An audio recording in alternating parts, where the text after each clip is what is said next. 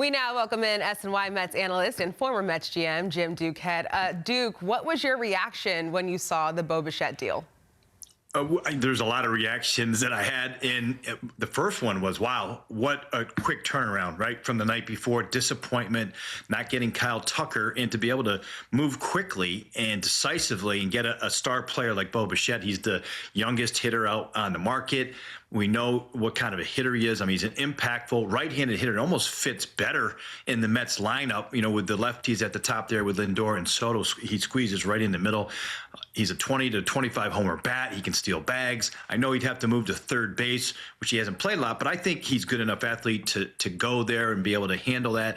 And he's one of the best hitters, both against really tough pitching, but with men in scoring position. So a really good fit, almost a perfect fit for the Mets. Yeah, he led the majors in batting average with runners in scoring position last season. As of Friday night, though, Jim, the Mets have over a $350 million payroll. Is it possible the Amazons could surpass $400 million this offseason? Hey, let's hope so. I mean, it's not our money. No, I would say this: 350, and you know, the interesting part about that is they're not done, right? And they need starting pitching. It's expensive when you look at it. You know, Framber Valdez is certainly a guy that you look at on the starting rotation side of things. Zach Gallen is not going to come cheaply. Freddie Peralta doesn't make a ton of money, but you know, he certainly is up there in terms of dollars.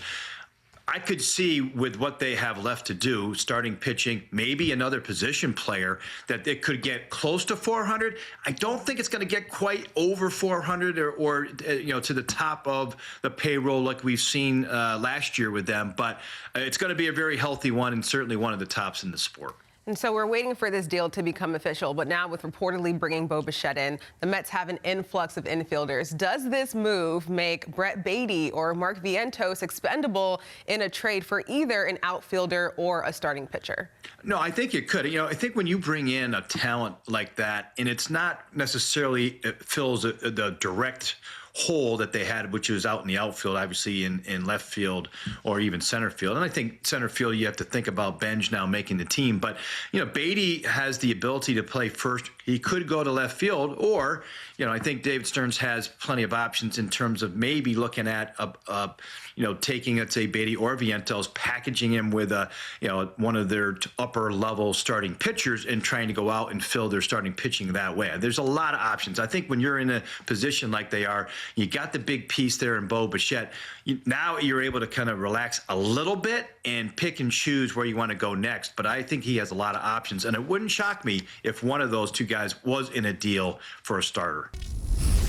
Look who's joining us here on Honda Sports Night. It's SNY Mets analyst Todd Zeile. Todd, always great to see you. What did you think of the Mets pivot from Kyle Tucker to Bo Bichette? I don't feel like it was a sort of a desperation move and a pivot because of the loss of Kyle Tucker. I think that Bo Bichette was already on the radar. I think there was some sentiment earlier on in the Tucker, you know, kind of race that maybe they weren't going to be able to land Kyle Tucker. And I think Bo Bichette had already been somebody that they were considering. So what do I think of it? I think it's a good move. I think he's a quality player. I think he's going to adapt to third base just fine. And I think he's a guy that is sort of, you know, one of those players that you don't see very often anymore. He's a 300 type of hitter, gets on base a lot, gets a lot of base hits, can steal a bag, and can give you some offense right-handed that certainly is, even with the signing of Kyle Tucker, I thought they were going to be a little short right-handed. So I think this is that right-handed bat that they were going to be missing anyway. A quality player for sure. Let's stick with the offense here, Todd. How do you see Bichette fitting into the Mets lineup? Well, I mean, he's a guy, like I said, he swings a lot. He puts the ball in play a lot. And one of the things that we've seen in the last couple of years of teams that have sustainable success is more contact. The league is going back to guys that can put the ball in play consistently. And not only does he do that, I mean, he's one of the two guys in the league that hit 300 last season. So he is a guy that can hit for average. He's got pop in his bat.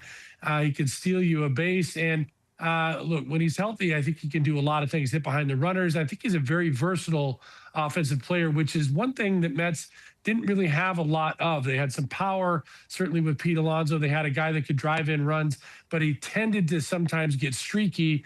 You're going to lose some of that streakiness with a guy like Bo Bichette.